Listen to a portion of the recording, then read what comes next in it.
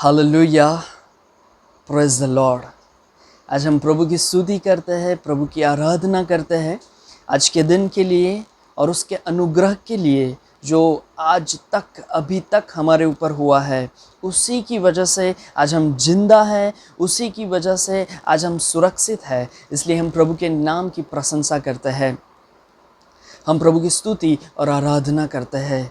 आज प्रभु के वचन में से हम कुछ बात को सीखना चाहते हैं और प्रभु का वचन हमें सिखाता है कि तुम सत्य को जानोगे और सत्य तुम्हें आज़ाद करेगा। और प्रभु का वचन यूँ भी कहता है कि प्रभु का वचन सत्य है। हम प्रभु की स्तुति और आराधना करते हैं ऐसे अद्भुत वचन के लिए, ऐसे अद्भुत सत्य के लिए हम प्रभु को आदर देते हैं। आज हम लूका रचित सुसमाचार उसका पहला अध्याय और उसकी 5 से 7 आयत में से कुछ बातों को सीखना चाहते हैं। और मेरी ये प्रार्थना है, पवित्र आत्मा हमारी सहायता करे कि हम उस बातों को समझने पाए। आमीन। प्रभु का वचन लूका रचित सुसमाचार उसका पहला अध्याय 5 से 7 आयत में यूँ कहता है, Gospel of Luke chapter 1 verse 5 to 7।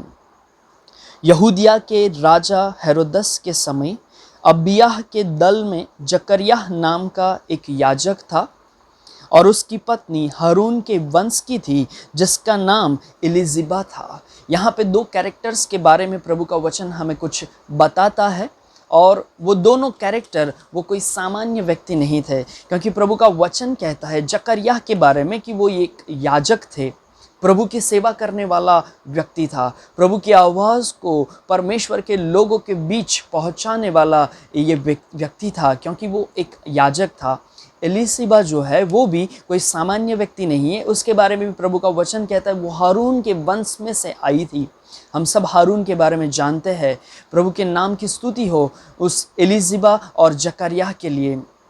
प्रभु का वचन उसके आगे अगर हम पढ़े तो ऐसा लिखा है, वे दोनों परमेश्वर के सामने धर्मी थे और प्रभु की सारी आज्ञाओं और विधियों पर निर्दोष चलने वाले थे। हालेलुया। हम प्रभु की स्तुति करते हैं ऐसे लोगों के लिए जो परमेश्वर के आगे धर्मी थे, जो परमेश्वर की सारी आज्ञाओं को, परमेश्वर के सारे विधियों को मानने वाले लोग थे। हम परमेश्वर को धन्यवाद देते हैं, प्रभु की स्तुति और प्रभु की प्रशंसा करते हैं, क्योंकि परमेश्वर का वचन उन दोनों के लिए टेस्टिमनी देता है, साक्षी देता है कि वो परमेश्वर के आगे धर्मी थे, परमेश्वर की सारी आज्ञाओं, सारे विधियों को मानने वाले लोग थे। लेकिन हम अगर उसके आगे की आयत में देखें तो कुछ अलग सी बात हमें देखने को मिलती है।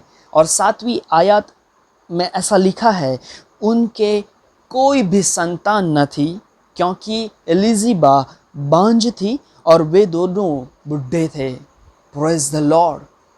यहाँ पर परमेश्वर का वचन ऐसा कहता है, भले ही वे परमेश्वर की सारी आज्ञाओं, सारे विधियों के अनुसार चलते थे, भले ही वे परमेश्वर के आगे धर्मी थे, लेकिन एक आशीष, एक महत्वपूर्ण आशीष उनके जीवन में नहीं था। और वह ये था कि वह उसके जीवन में बच्चा नहीं था, संतान नहीं था। और परमेश्वर का वचन ऐसा कहता है कि एलिशिबा बांझ थी, मतलब 100% बांझ थी, उसको बच्चा नहीं ही होने वाला था। दूसरा लिखा है कि वे बुढ़े थे, मतलब 100% बुढ़े थे, कोई चांसेस नहीं थे कि उनको बच्चा होने पाए।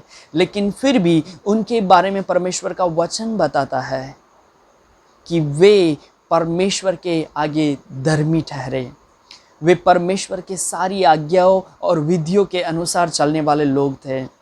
हम प्रभु की स्तुति और आराधना करते हैं, क्योंकि ऐसे लोगों के द्वारा प्रभु हमें भी कुछ सिखाना मांगते हैं। और वह ये है कि चाहे हमें कुछ भी मिले या ना मिले, चाहे हम सारी आशीष जो हम चाहते हैं कि हमारे जीवन में ये हो, वो कुछ भी हो या ना हो, चाहे इस बीमारी में से परमेश्वर हमें बाहर लाए या ना लाए, चाहे हमें पूरी ज़िंदगी इस गरीबी में पड़ा रहना पड़े, चाहे हमारे जीवन में कोई भी परिस्थिति अच्छी हो या ना हो, लेकिन परमेश्वर का वचन हमें सिखाता है कि हमें परमेश्वर के आगे धर्मी बने रहना है, परमेश्वर के आगे उनकी सारी आज्ञाओं को, सारे विधियों के अनुसार चलना है।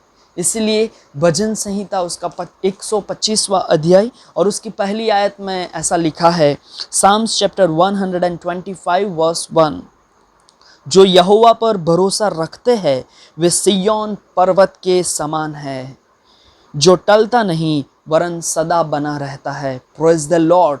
जो परमेश्वर के ऊपर भरोसा रखते हैं, जिसने परमेश्वर को अपना आधार बना लिया है, जिसका भरोसा केवल परमेश्वर के ऊपर है, चाहे कोई भी परिस्थिति उनके जीवन में आ जाए, कैसी भी परिस्थिति आ जाए, चाहे कोई भी बीमारी आ जाए, चाहे उनके जीवन में कैसी भी जिंदगी हो, उनके जीवन में कैसी भी परिस्थिति हो, वो परमेश्वर के ऊपर भरोसा रखेंगे। और इसीलिए परमेश्वर का वचन कहता है कि वे सिय्योन पर्वत के समान है। क्यों? क्योंकि वो कभी टलते नहीं हैं। Praise the Lord. हमें पवित्र आत्मा सहायता करे कि हम भी जकरिया और एलिजाबेथ के समान बन जाए।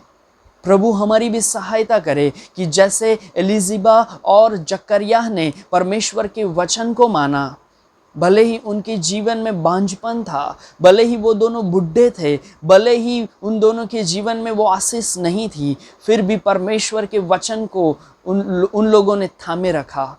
प्रभु पवित्र आत्मा हमारी भी सहायता करे कि हम भी परमेश्वर के वचन को थामे रहे, परमेश्वर की हर एक आज्ञाओं को, परमेश्वर के हर एक विधियों के अनुसार चलने के लिए पवित्र आत्मा हमें भी सहायता करे, ताकि हम भी सिय्योन पर्वत के समान बने जो कभी टलते नहीं। आमीन। प्रभु आपको आशीष दे। May God bless you. आमीन।